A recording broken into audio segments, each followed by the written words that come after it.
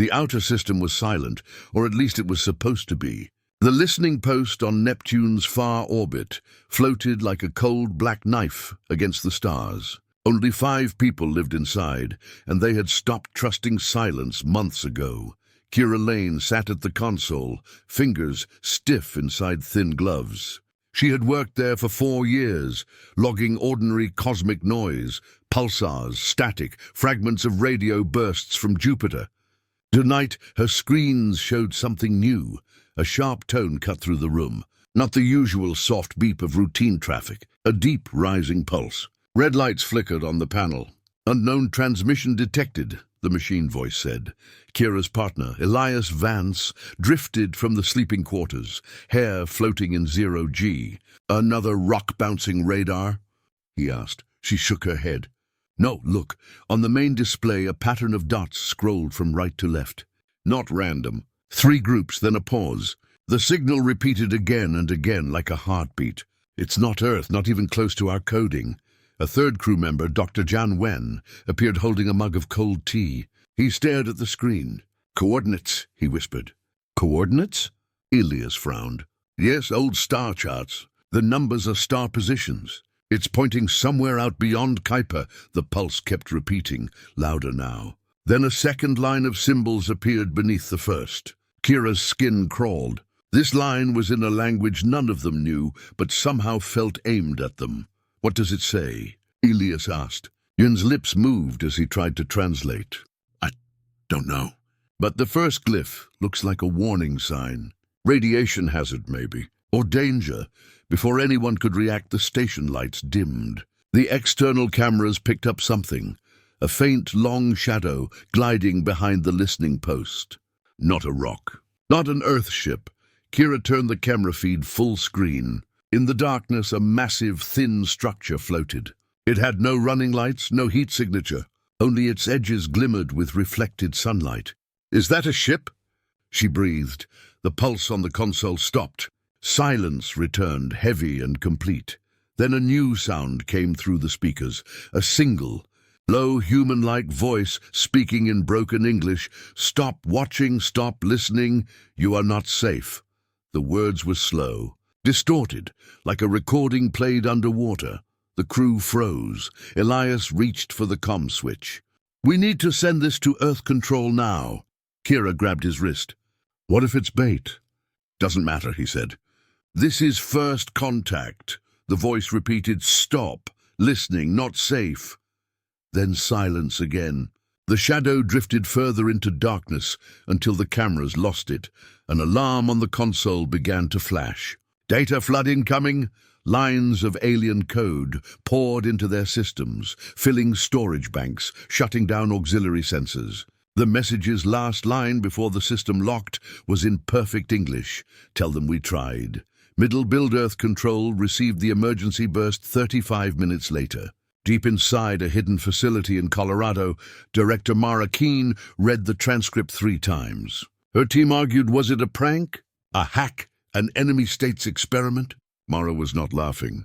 The attached telemetry from the Neptune station included a blurred image of the shadowed craft and the coordinates in the first part of the signal. She recognized them from a classified file, a dead zone of space off limits to all probes since the early 21st century. In the listening post, Kira and her crew had lost main power. Emergency lights glowed dull orange. Only the backup transmitter still worked. The alien data flood had locked out most controls. Elias drifted to a storage locker and pulled out an old-style paper map of the system. It's pointing here, he said, tapping the edge of the map beyond Pluto, right into the Perseid expanse. Nothing out there but ice and rock, Jin swallowed. That's what they told the public. Kira heard fear in his voice. What do you mean? Jin hesitated, then spoke fast. I've seen restricted files. There were probes lost in that region. No debris recovered, no signals returned. We stopped going there for a reason. Outside the porthole, a faint glow flickered far off in the black. Not a star, not reflected sunlight. Something alive, Kira's heart hammered. We need to leave now. Elias stared at the glow. Leave and go where? The station's engines are dead. "We send everything to Earth and pray," Kira said. They activated the emergency beacon. It spat out a compressed burst of all data, including the alien voice and the coordinates. For a moment, the beacon worked. Then the glow outside brightened. Instruments went dark. In Colorado, Director Keen's staff watched as the listening post feed cut to static. "We lost them," a technician said quietly. Mara turned to her aide. "Scramble Blackwing. Wake the council." "This is not a drill," the aide blinked. "But Blackwing is—" "I know what it is," Mara snapped. "We're not letting the outer system become their beachhead. The HFY tone surfaces here. Humanity has something hidden, and the audience senses Earth may be far stronger than the aliens expect. Rising tension in orbit around Earth. A silent formation of matte black ships waited. No public records existed of them. They were built in hidden shipyards under the guise of asteroid mining programs. Their crews were hand-picked, trained off the books. Commander Asha Reeve stood on the bridge of one such ship, the Resolute. She had only been told this. When the message comes, you will go. Now the message had arrived, her orders scrolled across the screen. Alert Neptune listening post lost. Unknown contact, proceed to coordinates. Rules of engagement. Hold fire unless ordered. Asha's stomach tightened. She knew what unless ordered meant. Back at the Neptune post, only Kira and Elias were conscious. He lay unconscious from a sudden pressure drop. The alien code had infected their life support controls. They wore emergency masks, shivering. The external glow now formed a ring around the station, like a silent halo. Tiny shapes moved within it. Drones? Creatures? Kira couldn't tell. The speaker crackled again. The same broken English. "Leave, you will burn, leave." Kira forced her voice steady. "We can't leave. Engines offline." The voice paused. "We tried." A vibration shook the hull. Instruments flickered. Then, as if nothing had happened, the glow vanished. System slowly rebooted. The message console blinked. "Transfer complete." "What did it send?" Elias asked. Kira stared at the screen. "I think it sent us something, not us sending them." On her display, a new file appeared, a star map much larger than the solar system, dotted with red warning markers. "At its center, Earth's sun. Is this a threat?" Elias whispered. Kira shook her head slowly. "No, it's a warning." In Colorado, Director Keen watched the decoded file from the station. Her face went pale. She turned to her staff. "Seal this. Level Omega, no leaks. What is it?" an analyst asked. Keen answered without looking away. "A war map. And we're in the middle. Above Earth, Commander Reeve's fleet prepared to jump. The Resolute's engines flared, pushing her crew toward the dark edge of the system. On the Neptune post, Kira sent one last message. "We received your warning. We're listening. Help us understand." No reply came. Only silence. Then, faint and far away, a second signal began. Not coordinates this time, but a countdown. The screen showed numbers dropping. 72 Xesu. 72 hours, Kira whispered. Her deadline? Cut to black. Beneath Antarctica, the ice groaned, as if something ancient was stirring. For decades, people had believed the continent was only wind, stone, and snow. But far below the frozen surface, a vast hangar stretched for miles, carved into black rock. Hundreds of ships slept there, dark shapes under dim blue lights. Engineers called them ghost birds. The public did not even know they existed. Commander Asha Reeve walked across a steel bridge high above the hangar floor. Frost clung to her boots. She had been summoned here with no explanation except a single order. The time has come. Around her, thousands of workers moved quickly, unlocking clamps, fueling reactors, removing camouflage panels that had hidden every hull. Each ship bore no flag, no insignia, only a small symbol of a silver line and star, the mark of the Polaris Protocol. Until tonight, that protocol was only a rumor whispered in training. Now it was alive. Far away on Neptune's edge, Kira Lane floated in a crippled listening post, still staring at the countdown. 72 hours. She and Elias had barely restored power. The alien data file with the red warning marks was still on her screen. Her message to Earth had gone out, but she did not know who was listening. She whispered, "Someone please answer us." Only the hum of failing systems replied.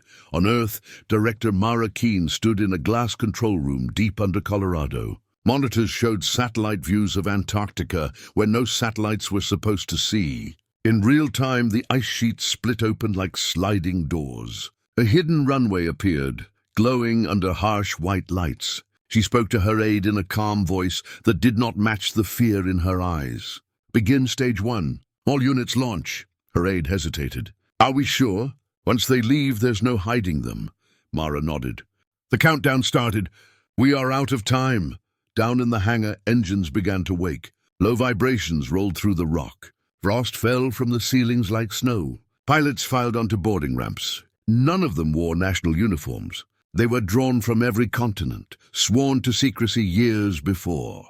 Many had never flown these ships in space. They had only trained in hidden simulators. Yet their hands moved without doubt. They had been waiting for this moment. Asha entered the command deck of the flagship Resolute. The bridge was dark and narrow, lit only by blue displays. Her second officer, Lieutenant Hawke, was already at his station. "Orders?" he asked. She read the encrypted text on her pad. "Proceed to coordinates. Hold fire unless ordered." She looked at him. "We are going to the outer system. Unknown contact," he gave a slow nod. "Then it's true. The warnings." Asha strapped into the captain's chair. "It's true enough for us." Above the hangar, the sky cracked open. What had looked like ice was actually retractable panels, disguised as glacier. As they slid away, thin light from the polar night spilled in. One by one, the ghost birds rose on silent grav drives, breaking through mist and frost, their hulls disappearing against the sky. No news network showed it. No civilians knew, but from orbit, the pattern looked like a black swarm rising from the pole. Inside the Resolute, Asha opened a channel to her crew. Her voice was steady, though her hands shook slightly. "This is not a drill. We are on intercept course to the Neptune listening post. We don't know what's waiting. But remember your training. Remember why we were chosen. Humanity is counting on us, even if they don't know we exist." She cut the line and closed her eyes for a heartbeat. For the first time, she felt the weight of every secret she had carried. Kira and Elias, meanwhile, argued in whispers. The station's sensors had picked up faint energy spikes near the coordinates the alien signal had given, small objects moving fast. Kira thought they might be drones. Elias thought they were mines. "Whatever they are, they're coming closer," he said. "We need to leave." Kira stared at the dead engines. "We can't. We have to hope someone's on the way." In Colorado, Mara watched the launch of the fleet on a huge screen. The first wave of ships reached orbit and vanished from normal radar, activating stealth fields. She remembered the last time humanity had nearly been caught unprepared, during the asteroid scare 30 years ago. That had been the seed for Polaris. The program had drained nations of secret budgets, hidden under dozens of projects. Now, after decades of lies, she was gambling everything. "Don't make me regret this," she murmured. The Resolute broke free of Earth's gravity, joined by 2 escort frigates and a support carrier. Their drives burned a pale green light invisible to ordinary senses. They accelerated hard, slingshotting past the moon, then Mars, then the belt. In less than a day, they would be near Neptune. Asha reviewed the intelligence file about the alien craft. Only one blurry image, a long, thin structure with no heat signature. Not much to go on, yet the words from the transmission chilled her more. "Stop listening. You are not safe. We tried." She wondered if it had been a threat or a plea. Back in the listening post, the countdown reached 68 hours. Kira heard a faint metallic sound on the hull, like claws scraping. She and Elias grabbed flashlights and floated to the nearest viewport. The stars outside were still, but something small and dark clung to the station's skin. A sphere no larger than a human head, covered in smooth black plates. It pulsed once with pale blue light, then stayed still. "It's attached to us," Elias whispered. "A bomb?" Kira's throat tightened. "Or a beacon." They backed away. The station's internal cameras flickered. Lines of alien symbols crawled across every screen, then stopped. The sphere outside detached and drifted off into space. The countdown ticked down to 67, 59, 59. Kira felt cold all over. "They know we're here," she said. The Resolute sensor officer picked up something at the edge of long-range scan, a field of small energy spikes around the listening post. Hawk frowned. Could be debris, could be drones. Asha gave the order to slow to stealth speed. She wanted to see before announcing herself. She tapped a button, and a sealed case opened beside her chair. Inside lay a small metal disc etched with a spiral, her ultimate order. If things went wrong, she would have to use it. She closed the case. Far below the surface of Antarctica, the last of the hidden ships rose. The hangar emptied, leaving only echoing halls and frost. Massive doors sealed behind them. Generators shut down. The ice slowly began to drift back, hiding the scars. Above, in the cold sky, the Armada formed a loose formation and turned its noses outward, accelerating into deep space. The silent Armada, unknown to the world, was now awake. On the listening post, Kira received a brief coded ping on an old military frequency. She stared at the screen. The code meant, "Help incoming." Her heart jumped. "Elias! Someone's coming!" But even as she spoke, new symbols appeared over the countdown. The alien code shifted, forming a new line of English words. Too late. The Resolute and its escorts neared the edge of the outer system. Their stealth fields shimmered, bending starlight. On the bridge, Hawk reported, "Visual on the station. Hull damage visible. No response to hails." Asha's jaw tightened. "Hold position at 1,000 kilometers. Scan for hostiles." The main display filled with ghostly blue outlines. Small objects drifted near the station, dozens of them, perhaps hundreds. Not debris, not mines, something alive, or at least self-directed. In Colorado, Mara Keene received the first live feed from the Resolute. Her staff stared at the images in silence. "What are those?" someone whispered. Mara did not answer. She watched the countdown on the station signal dropping to 65 hours. She thought about the old warning buried in the classified files, a single line from a probe lost decades ago. "They are not dead. They are waiting."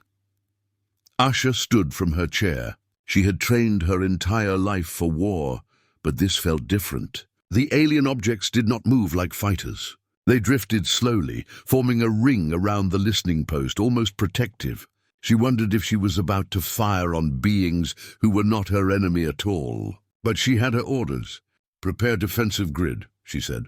"Do not engage unless engaged." Kira floated by the viewport, eyes wide. In the far distance, she saw 3 dark shapes appear, long and sharp, like knives of shadow, human ships. Relief flooded her chest.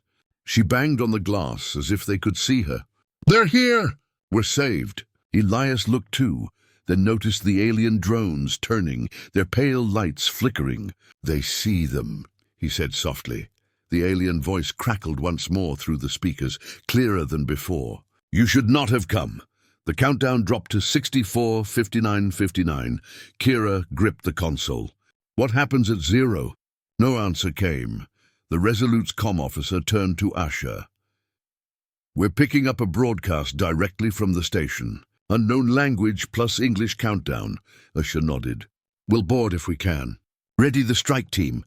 She watched the swarm of alien drones shift position, forming a dense curtain between her ships and the station. Her heart pounded. She had the power to break through, but not the knowledge of what she would be breaking.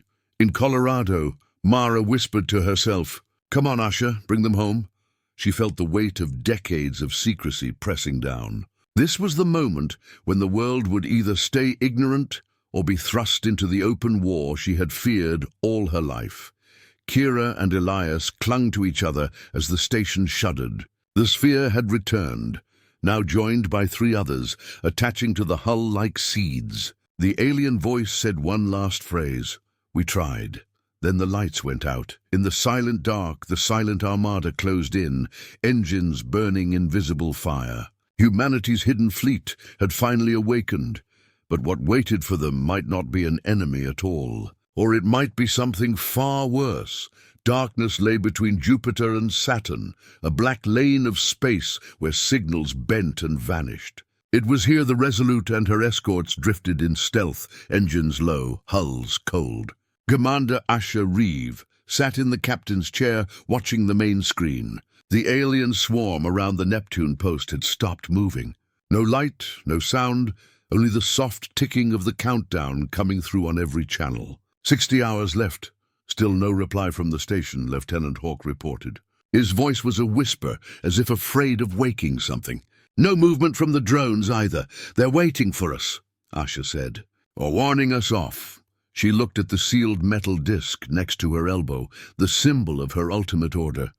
She hoped she would never have to touch it. Out in the crippled listening post, Kira Lane floated near a dead console. She and Elias wore suits now, ready for vacuum, and still lay unconscious, strapped to a cot. The station was cold and silent, except for the faint scrape of small objects moving across the hull. The countdown ticked down. 59:03:21. Every time Kira looked at it, she felt the seconds like hammer blows. Through the viewport she saw shapes in the darkness, bigger than the drones. Long thin hulls sliding out from the black behind the curtain of smaller machines. At first she thought they were alien reinforcements. Then she recognized the angular silhouettes, human ships. She whispered, "They made it."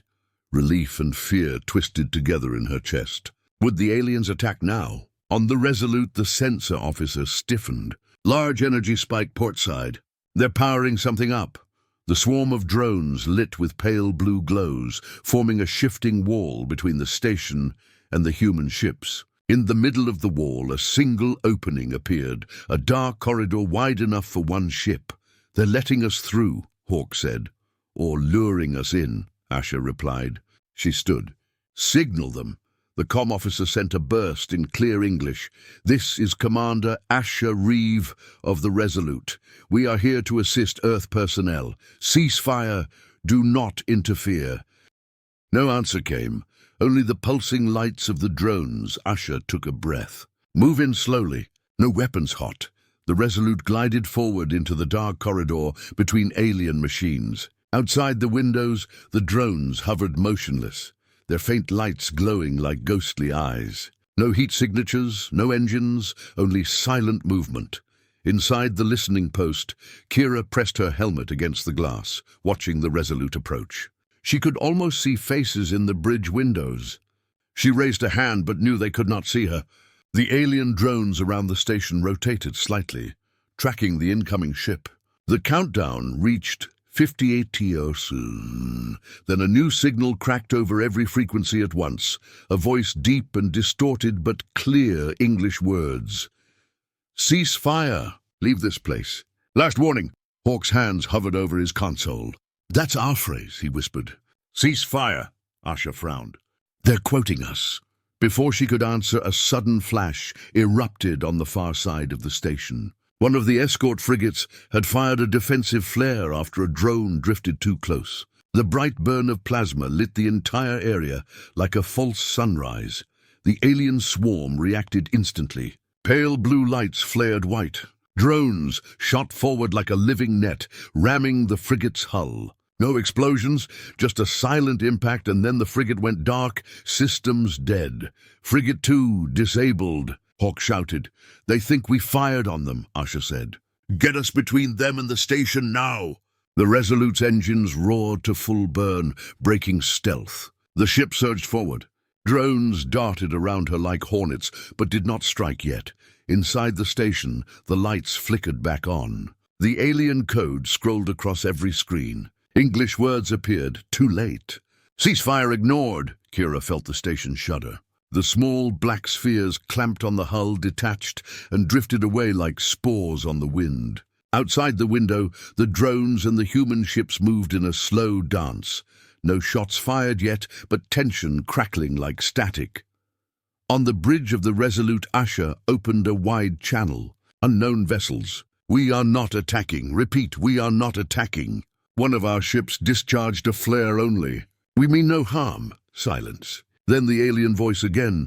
"Masks off, or we will end this." The phrase made no sense to Asha, but the drones began to glow brighter, charging some kind of energy. Hawk looked at her. "What do we do?" Asha's hands gripped the armrests. She had trained for battle, but not for this. A war where one mistake could destroy first contact. She thought of the disc beside her, the weapon that could clear the drones in seconds, but at a cost she did not want to imagine. "Hold fire," she ordered. "Prepare boarding team. We're going to pull those people out before this explodes." The Resolute slid to a stop 50 meters from the listening post. A boarding tube extended like a silver tongue, locking onto an airlock. Inside the station, Kira heard the clang and saw the hatch spin. Relief flooded her chest. She and Elias dragged Jian toward it. As the hatch opened, armed soldiers in black suits poured in, helmets reflective. "Come with us," one said. Their voices were calm but quick. They pulled the survivors into the tube. "Move, now!" Kira glanced back at the dead consoles. The countdown still ticked on every screen, 56:42:09. She tried to speak, but the soldiers pushed her forward. "We have to tell them," she gasped. "There's something coming." A deep vibration cut her words. The entire station trembled. Outside, the drones suddenly split apart, forming a ring. Through the center of the ring, a new object emerged from darkness, enormous, silent, and shaped like a blade of glass. It moved without thrusters, its surface rippling with faint symbols. On the Resolute, the sensor board went wild. "New contact," Hawk shouted. "Size, bigger than a carrier. Power levels off the scale." Asha stared at the shape. "Is that their flagship?" The alien voice returned, louder, no distortion now. "We warned you. We tried." The countdown on the station screen stopped at 56 noon. Then every drone turned its lights off at once, leaving only the glow of the massive new ship. Kira and Elias reached the Resolute's airlock as the boarding tube retracted. She pressed against the window as the station drifted away, dark and small, under the shadow of the blade ship.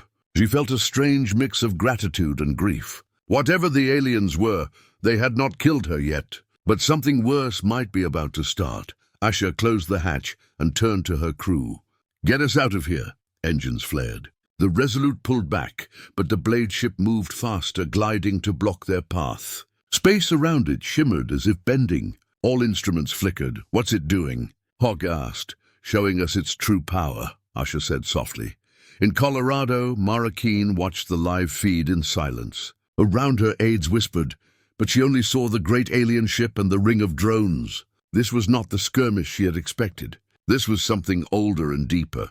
She thought of the war map from the data flood and realized the red markers were not targets but warnings. She whispered to herself, "We're standing on a battlefield older than our species." On the bridge of the Resolute, alarms screamed. Gravity shifted as the alien ship projected a field around them. The hull groaned. Asha looked at the sealed metal disc one last time. If she used it, the secret weapon would detonate, perhaps saving them, perhaps destroying everything. She reached for it, then stopped. "No," she said aloud. "Not yet." Instead, she opened a channel and spoke clearly. "This is Commander Asha Reeve of the Earth vessel Resolute. We understand you tried to warn us. We are listening now. Please stop." For a long moment there was no reply. Then the alien voice came again, almost like a sigh. "You are too late. The others are coming." The blade ship's surface rippled, and bright symbols flashed across its hull. Beyond Saturn, new readings appeared on sensors. Multiple massive objects dropping out of dark space, each as large as the blade ship, moving fast. Asha's heart pounded. "So this was only the scout," she whispered. The alien voice spoke one last line, quiet and cold. "Your courtesy ends here." The drones lit white. The blade ship unfolded like a wing. The dark lane between Jupiter and Saturn, filled with light as weapons far older than Earth powered up. Kira clutched Elias's hand. Asha braced in her chair. Mara in Colorado closed her eyes. The first clash in the dark was about to begin. Cut to black. Space burned white where the blade ship's weapons had charged. The Resolute shook like a leaf in a storm. Commander Asha Reeve gripped the arms of her chair, trying to steady her breath. Drones circled them like silent birds of prey. The great alien ship held its position, glowing with unreadable symbols. "Shields holding," Hawk said, his voice thin. "But for how long?" A tremor cut him off. A new sound came over the comm, a deep, low tone that vibrated in their bones. It was not a weapon, but a signal. On the other side of the bridge, a young officer raised her head. "Commander? It's Earth frequencies. It's our own distress code from over 100 years ago." Asha stared at the screen. "That's impossible." The signal played again, clearer now. It was an old emergency call from the lost deep space ship Horizon, vanished before Asha was born. Only one word repeated: run. Inside the Resolute's medbay, Kira Lane sat with her helmet off, trembling. Elias paced back and forth. Jin lay awake at last, but weak. "They're not killing us," Kira whispered. "They're showing us something."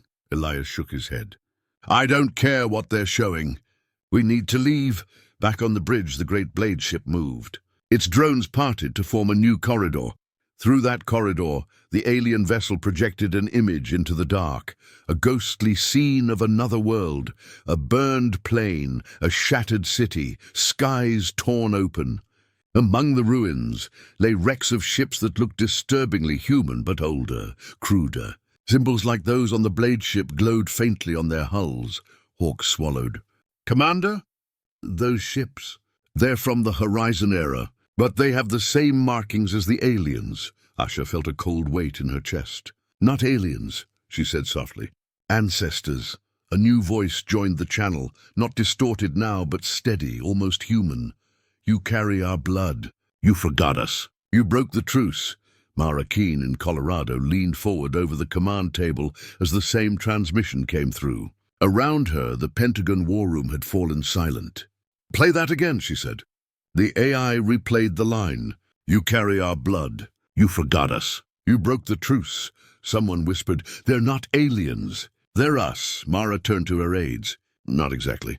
Look at the bone structures, the ship designs. They're off. Parallel evolution. Colony, genetic offshoot. This could change everything." Back aboard the Resolute, Asha opened the channel. "This is Commander Reeve. We don't understand." "What truce? We've never met you before." The answer came like thunder. "Your world promised silence. You were to stay hidden until the others were gone. Instead, you built weapons. You reached for the edge. Now the others come." On the forward screen, new contacts appeared beyond Saturn. Dozens of dark shapes, much larger than the blade ship, each dropping out of some kind of fold in space. Power readings spiked higher than anything Earth had ever seen. Hawk whispered, "If those are the others." The alien voice continued, almost mournful. "We were left to guard you, to keep you silent. But you woke the war." The Resolute shuddered again. The drones did not fire. Instead, they retreated to form a ring around both the human ship and the listening post-wreck. The blade ship shifted, turning its prow toward the incoming fleet.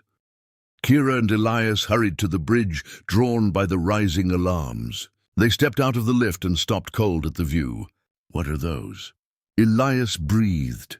"The ones they were warning us about," Asha said. Outside, the massive shapes opened like flowers. From each poured streams of smaller craft, needle-like fighters, glimmering with strange light. They ignored the Resolute and swarmed straight at the blade ship.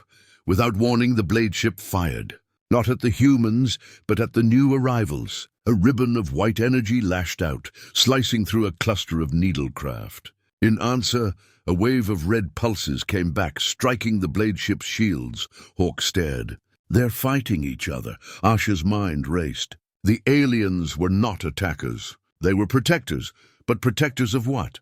Earth or their own secret? Either way, the real enemy had just arrived. The blade ship spoke again, the voice now raw with strain. "Leave. Flee to your sun. Hide beneath it. This is not your war." Kira stepped forward. "Then tell us what's coming. Tell us how to stop it." For a moment, nothing. Then a flicker of images filled the Resolute screens. Star maps, coordinates, pulses of symbols like musical notes. The same word flashed in English. "Core." Hawk frowned. "The core? Core of what?" Asha looked at the sealed metal disc.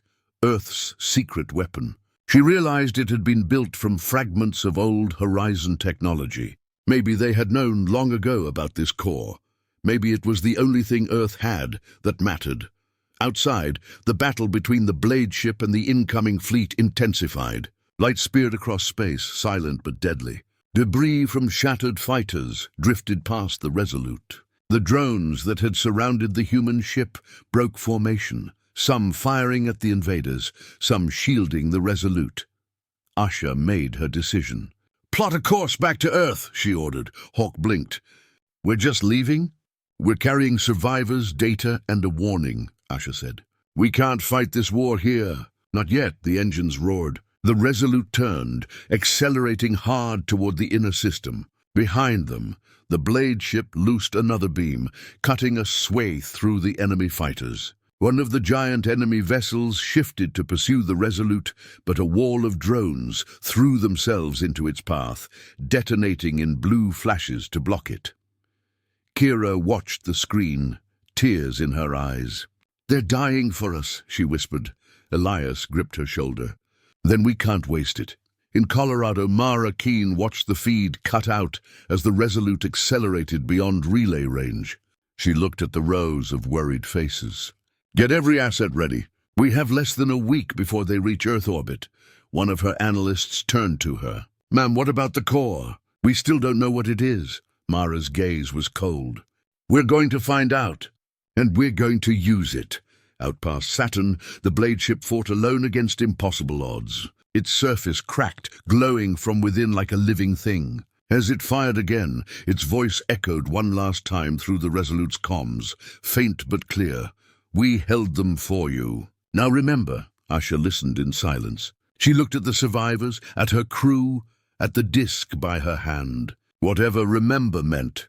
She knew Earth's final ultimatum had only begun. Ahead lay the sun, bright and small. Behind them, war among ancient enemies.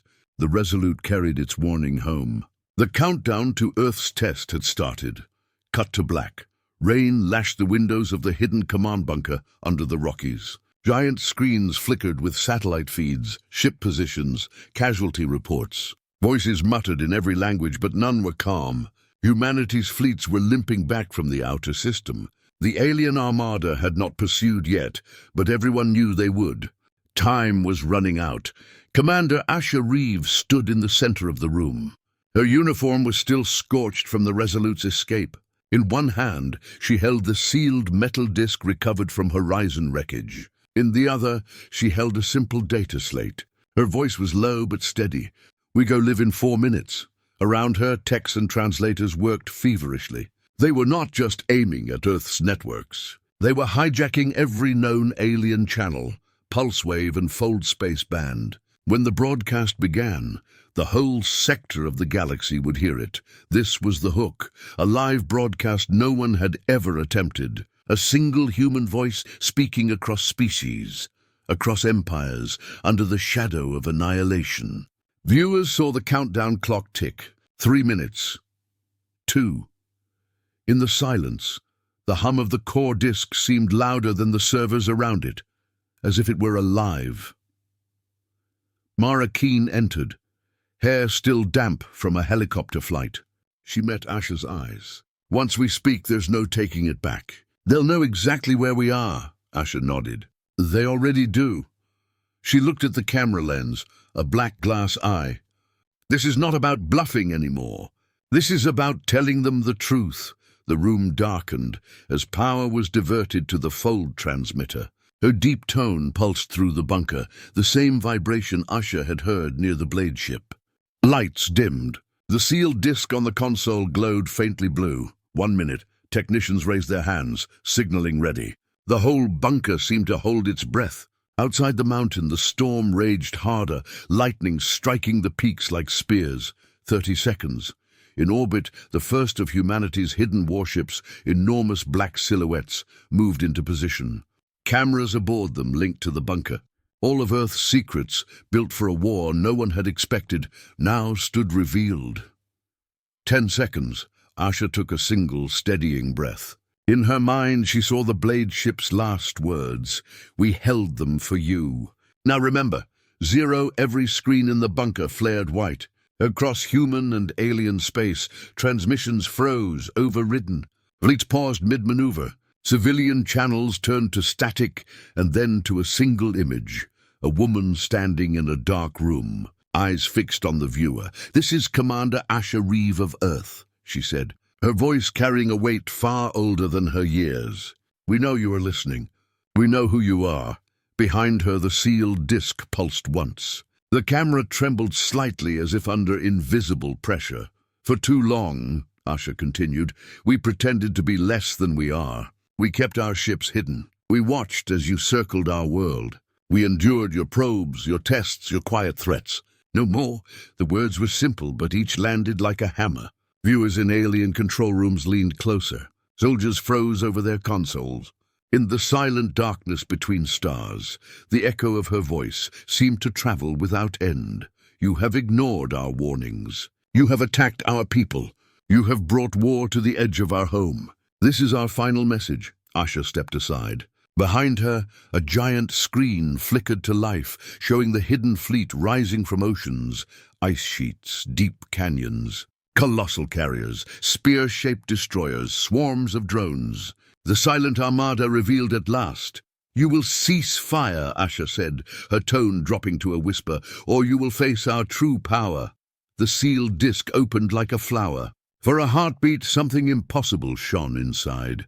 A fragment of folded space, a miniature star, a weapon, or a door, or both. The camera caught only a glimpse before the feed cut to black. Across the galaxy, the transmission ended abruptly. Ships and stations sat in stunned silence. No one knew what the humans had just shown, only that it was nothing they had ever seen before.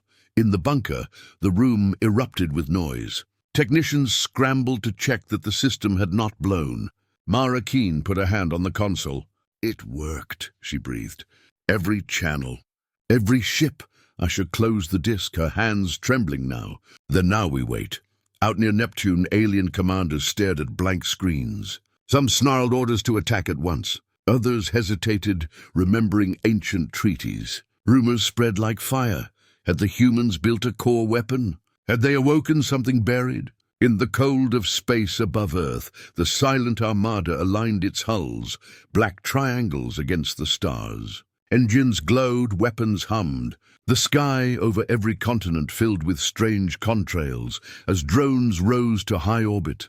Asha walked out onto the balcony above the operations floor. She looked up at the mountain rock above them, feeling its weight, feeling the weight of all the eyes now turned toward her world.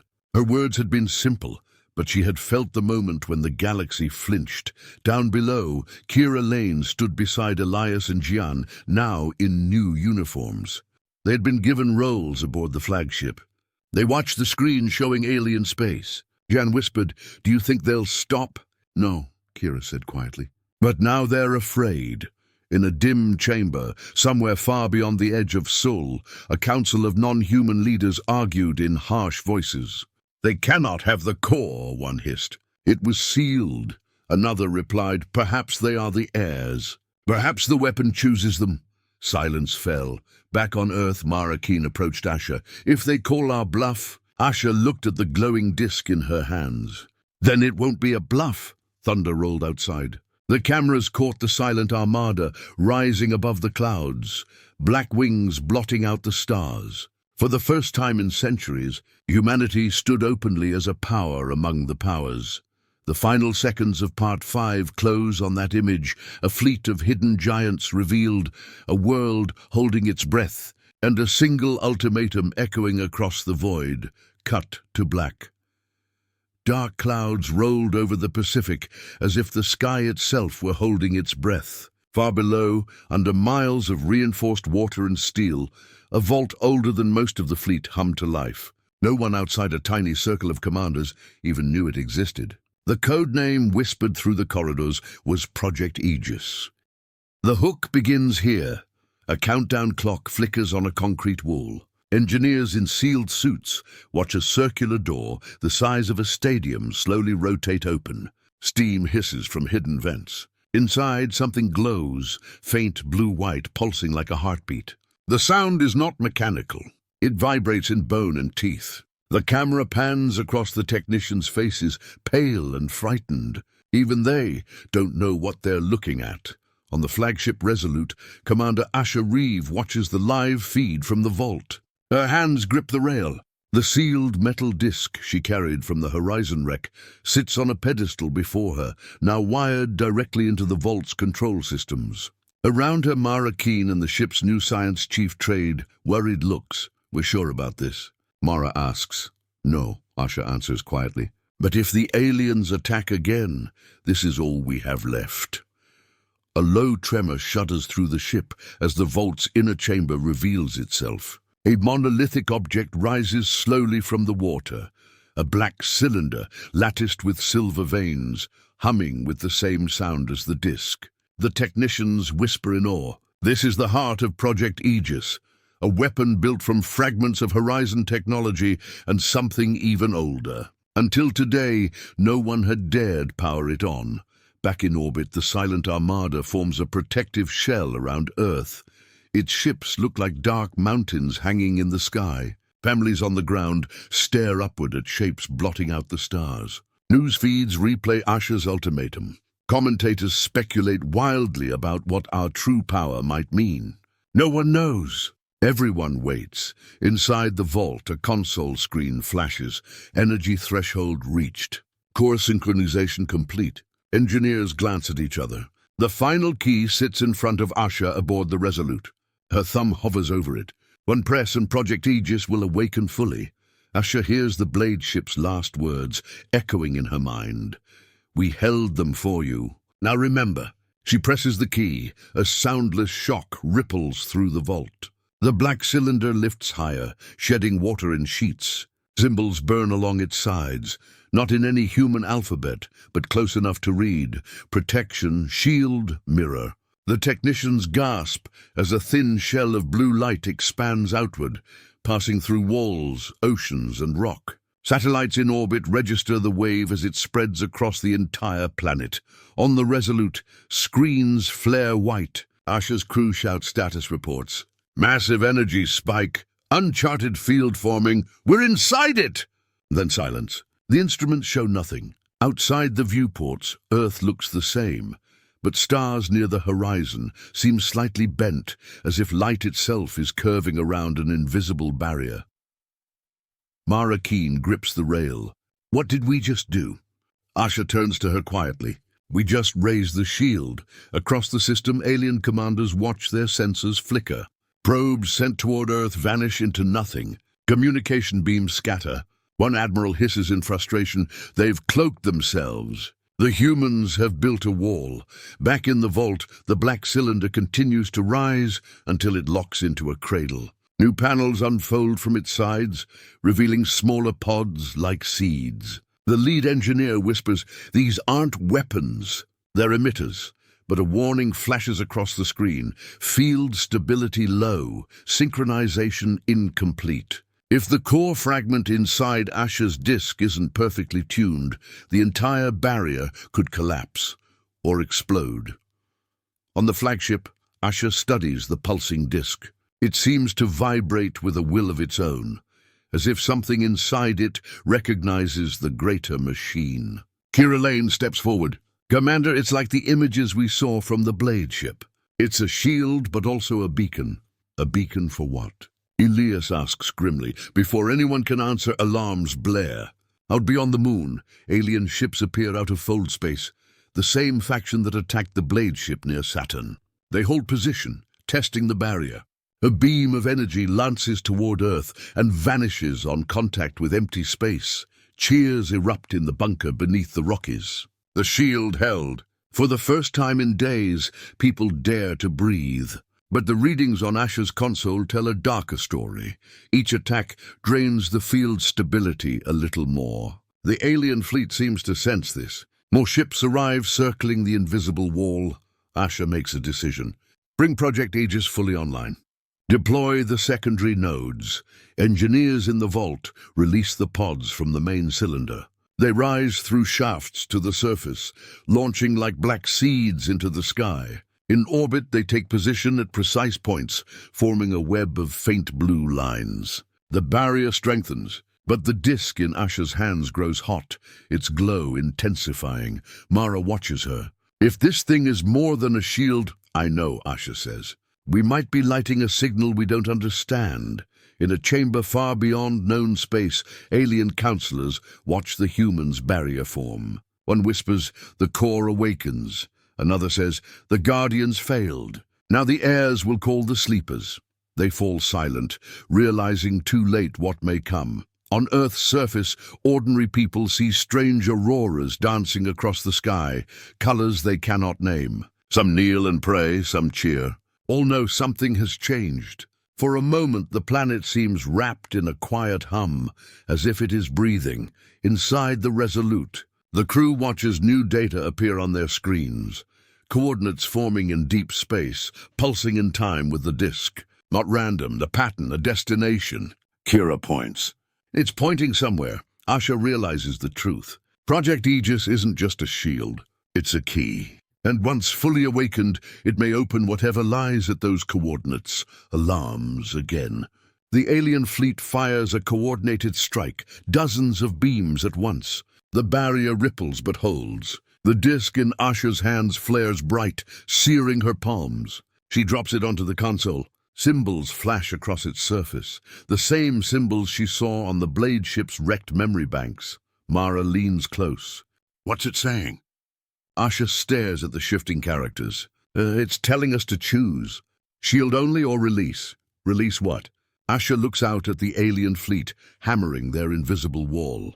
Our true power. The room goes quiet. Outside, the pods hum. The barrier thickens, and in the distance something stirs, a tremor at the edge of space, as if the universe itself is answering. Whatever Project Aegis is, it has begun.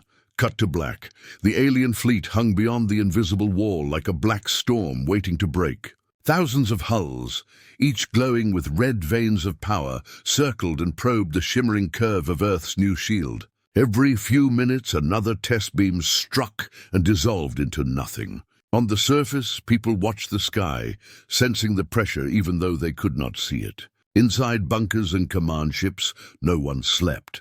Asha Reeve stood on the bridge of the Resolute, staring at the pulsing disk on her console.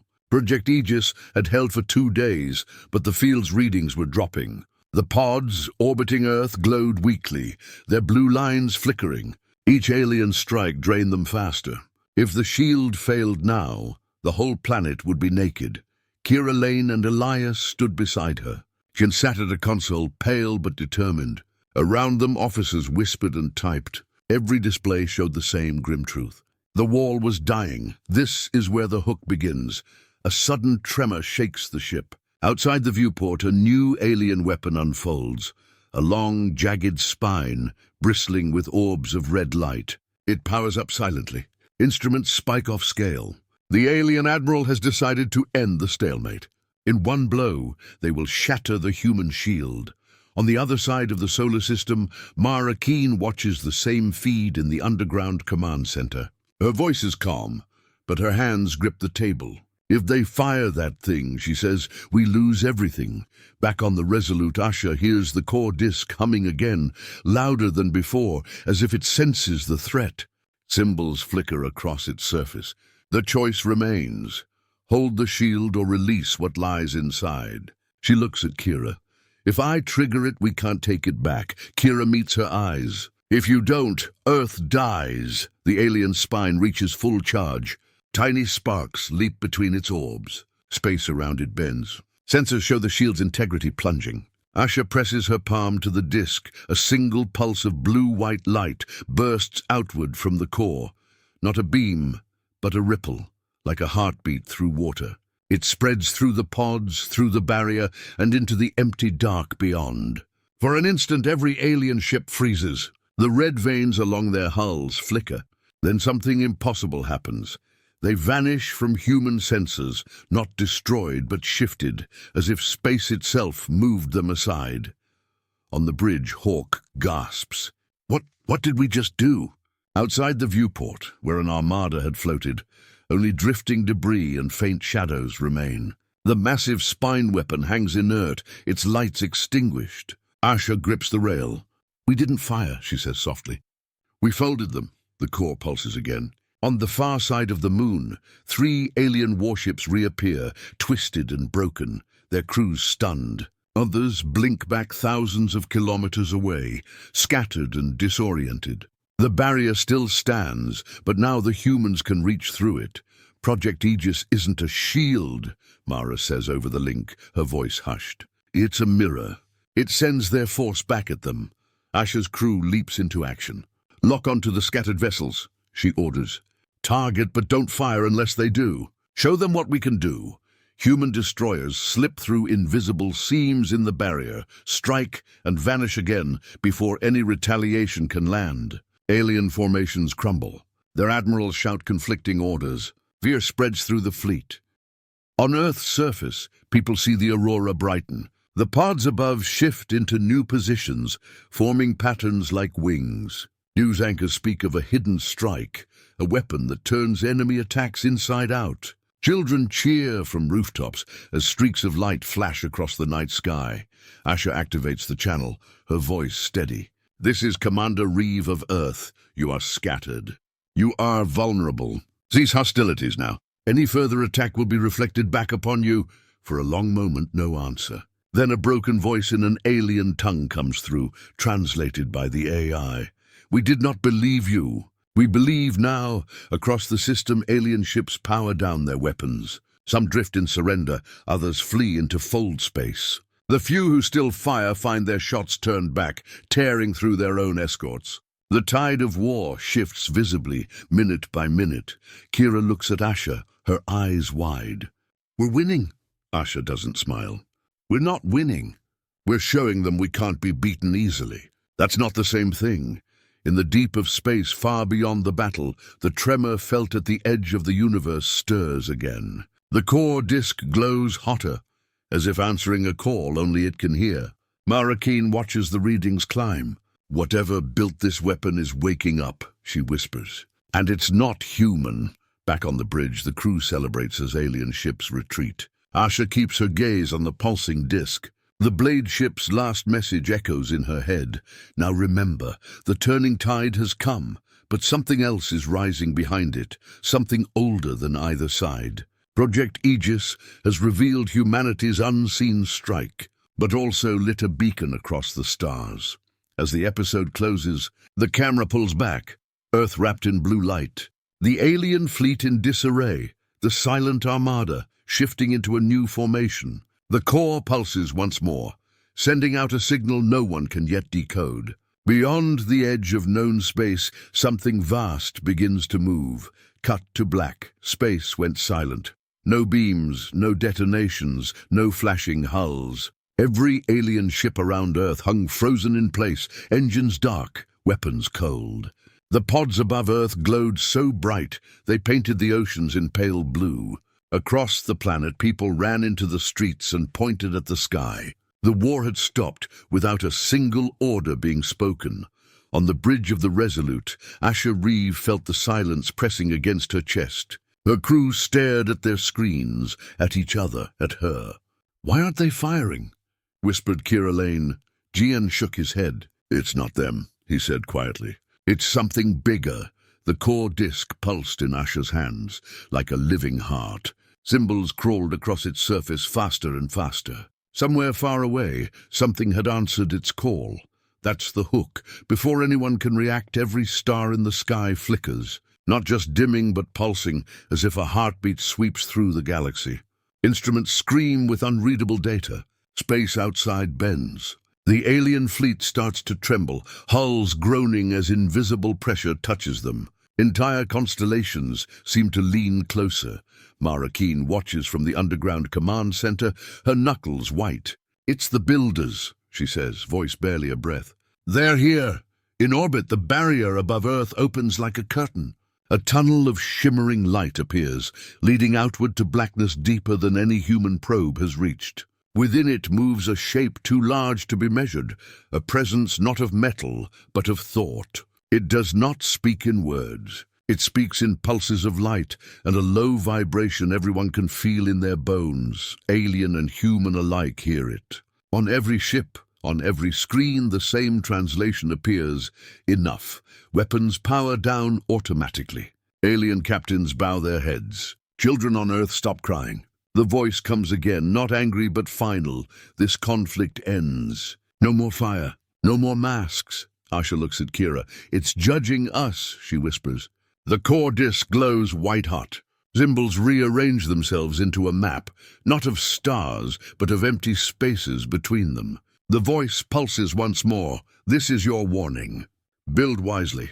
Strike only in defense. Or we return. Then the tunnel collapses. The stars steady. The shape is gone. On the alien flagship, a chime rings. A message goes out to all ships. Retreat. Cease hostilities. The war is over.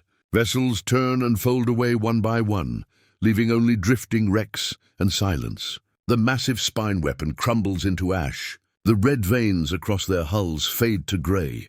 In orbit, the pods of Project Aegis dim and detach, falling like blue meteors into Earth's oceans. The barrier dissolves. The core disk cools to a dull silver and stops pulsing. Asha holds it in both hands, trembling.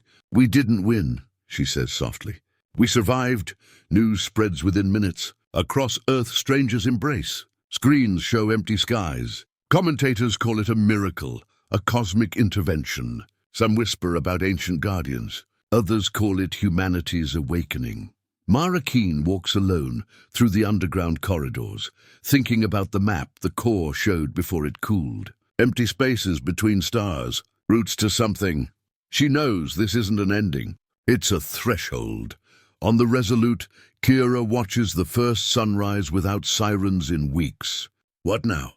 She asks. Asha looks at the silver disk. Now we rebuild, and we remember what answered us. Far above, in a region of dark space no one can see, the presence drifts away, silent once more. But a single faint pulse travels back toward Earth, so faint only the core can sense it. A final whisper, almost a promise. We will be watching. As the camera pulls back from Earth, blue, fragile yet unbroken, the stars shine steady and clear. No weapons, no war. For the first time in memory, the stars have stopped firing. Cut to black.